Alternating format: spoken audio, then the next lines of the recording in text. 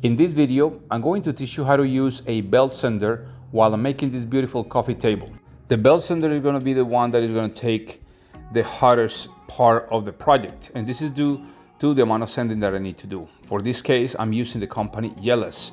This 7 amp belt sander is a beautiful piece that I actually put it to the task while I'm making this coffee table.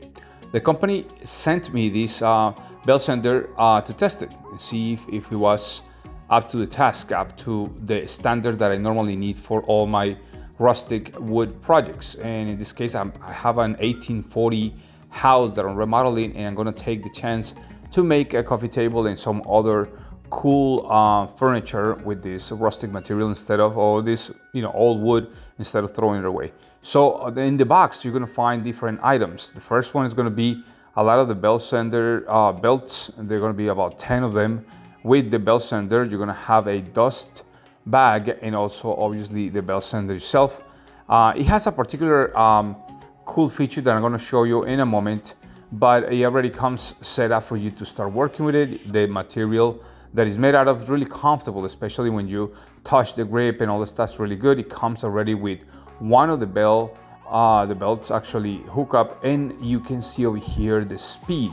That is something that I don't have in other belt sanders. You can control the speed, so it will give you the possibilities, and this one is obviously for the alignment of your belt. So whenever the belt is going one way or the other, you can adjust it there. It also has this kind of push button that is gonna keep the trigger engaged, so you can actually work in longer periods of time, or if you have a bench where you want to use your belt sander, you can actually clip it with these cool clips that I don't have in other belt sanders that I had in my life. So it's really cool. This is your adapter.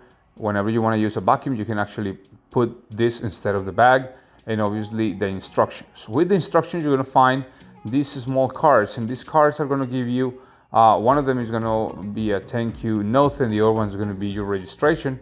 So make sure that you register your tool so you can actually, keep track of the durability of your product, and obviously the company will back up their products with the warranty. The instruction or the manual is really, really explicit, and you can actually go through all the steps that you need. In this case, I'm familiar with these products, and although I know belt sanders a lot, it's also good to just go through the manual and make sure that you're working in the right way. Obviously, you want to have a lot of ventilation. You want to use a mask. You want to also protect your eyes with goggles to avoid any type of health or just any condition that will deteriorate your health. So now that we have our belt sander over here, we're gonna connect the little dust bag over here, and that dust bag has a little zipper. So if you want to empty it, actually in this case I emptied this little bag. It was able to trap a lot of the dust, and you have this little zipper on the bottom. So what you do is that you just unhook it over there and detach it, and then just kind of get rid of all the dust. Sometimes I actually use the dust itself with some glue to make some fillers, but in this case I'm going to leave the table nice and rustic with all the spaces in between. So again, if you want to use it in a table situation or condition, you want to go ahead and put these clamps, follow the instructions, and actually put the clamps against your table, your bench, your working bench, and go from there. You can actually make it work in a different way. So if you have small crafts to do, if you want to kind of shape some pieces of wood, that will be perfect for that. So let's continue with the construction of the table. See, this is the wood that I have, and it's extremely hard. It's considered hard pine because it comes from the 1840s, and from that period and down, the wood was really, really strong. So I'm gonna go ahead and take all the nails out, and I'm gonna select the pieces that are gonna be my the parts of the coffee table. Now this coffee table is gonna be fairly symmetrical and really easy to make, and the idea is to take all these little ends out. Make sure that obviously you have the measurements that you want. In this case, I have like a table that is 36 inches long or wide by 5 or 6 boards wide, and 16 inches high. So actually 18 inches high. So and that way you just make your calculations depending on what the type of size of wood.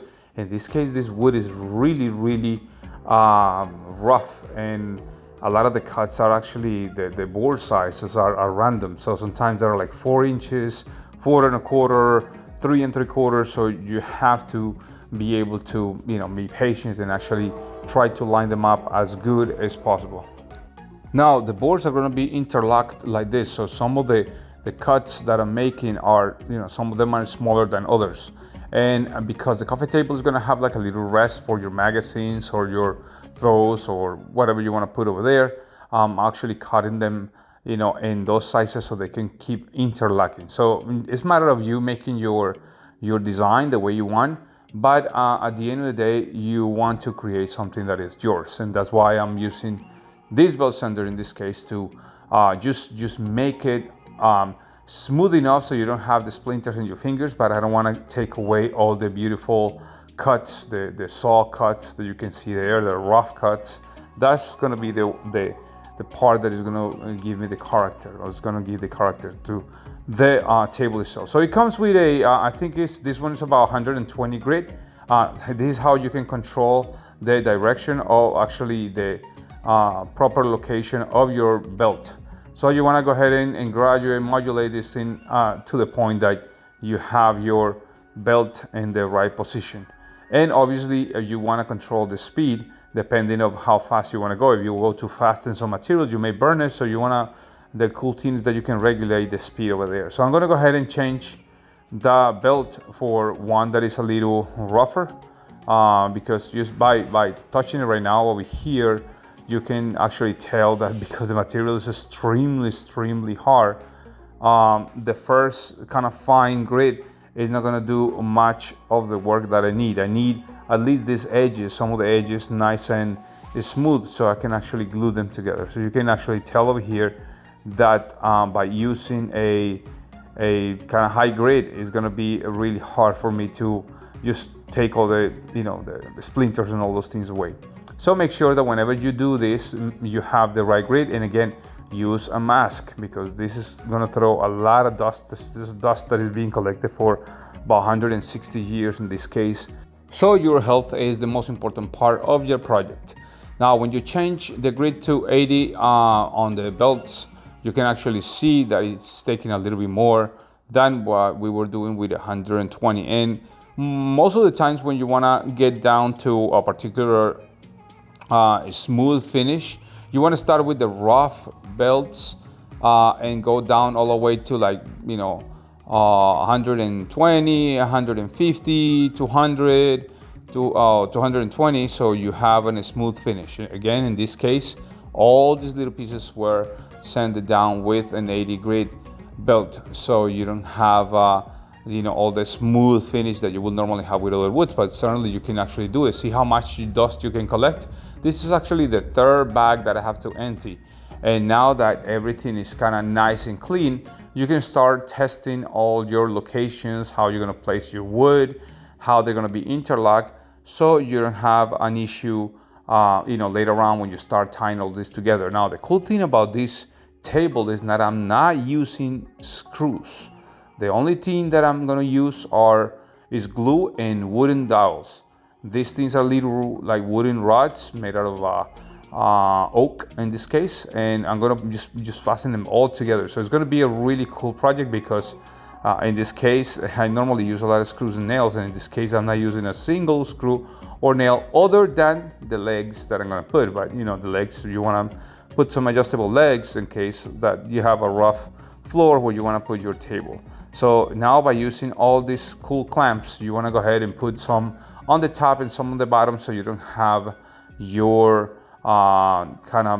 surface bowing, because if you just put pressure through like one side, you will have a curve, like an arc on an arch on your surface. So you want to make sure that you put some of them from the top and then some of them from the bottom, and that way you can allow this to dry some and be able to do the perforations through the entire thing. In this case, I'm actually going like 20 inches through all the wood. You want to be careful when you do that type of work. So But little by little, you start, putting pressure in all the clamps by just kind of, being patient. You just put in more and more and more.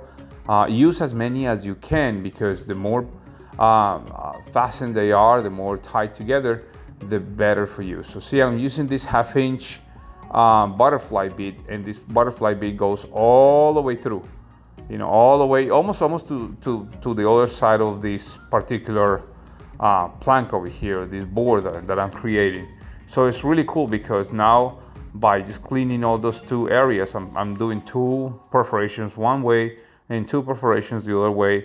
And I actually, at the end of the project, I use over 30 feet of these little wooden rods with glue. So I'm using a lot of glue. In this case, use a really high quality glue. I'm using some Gorilla Glue in this case. But the important thing over here is that you have everything nice and secure, nice and tight, and add a lot of the glue so you can actually have your table nice and organized. Now, because the wood, like I said before, is so rough, some of the edges on the plank, on the surface itself, on the upper part, are going to be irregular. So you want to go ahead and take your belt sander and actually work with those edges. You don't want somebody kind of scratching themselves there. So I'm going to show you in a moment how you do that part. But the most important thing over here is that I put the belt sander to the test of working for more than an hour constantly, just kind of sanding down, and I didn't feel no changes on the machine itself. So it actually works really well. It has that possibility of working in your house. It's a tool that you're going to use for your DIY projects like this one, and you won't have any issue working in small projects like the one that you see right now. So it's a really cool tool to have in your hands, especially with all these little rough edges. And if you work like me and remodeling and all that stuff, sometimes we don't need the most toughest products. You want to use something that is reliable. In this case, this belt sander is really good. I mean, I'm working with it for a while. I'm taking all these little edges out, and what I'm trying to do right now is make sure that whenever you put your fingers on it, make sure that whenever you put like your a jacket or something, you're not going to scratch it. So it's a really, really good sander to work with. And once you release the old belt, and then you use the next belt right there. Now, the company is really generous, and for the month of September 2021, they are running a promo code. I'm going to leave it on the description, so you can actually get it for even a cheaper price. This is not an expensive belt sander, but it's really reliable. And not only that, but if you can get it with an extra discount, that is awesome as well. So you're going to see the link, you're going to see the code itself over there. So once you go to the store to get it, to the link that is there, you can actually get it with an extra discount for my subscribers. So you can enjoy that part of me testing something, actually making something that is using the tool to the best practice possible. I'm submitting the tool itself to a lot of work, so it's not something that is going to break down on you. Yet it's inexpensive. It's not something that you're going to pay a ton of money, so it's really cool to have it. Now, after I put a little bit of a stain and a sealer, I'm going to put the legs, and these are the only, in this case, the only screws that I'm using. So I'm going to make a perforation so I can put these little supports on the bottom, and after that I'm going to use this as my legs. It will be nice and adjustable. That's the cool thing. And so if you have an irregular floor, or your table is not completely straight, because these boards also can be twisted and all that stuff, you're not going to have a problem. So after putting all the little wooden things around, you have a beautiful table. Now, don't forget to follow me in Facebook as Hugo Correa DIY, and Instagram as Hugo F Correa DIY, and in YouTube as Hugo Correa. You see now that you can have this. Imagine making more tables if you want to maybe make this a hobby or a passion that you can make some money off. Sometimes I make this and I sell them on Facebook or Etsy or whatever. That's a nice way of making money. I hope you like this video, and I see you in the next one. Don't forget to look for the promo code and for the discounts that they're going to give you. Bye.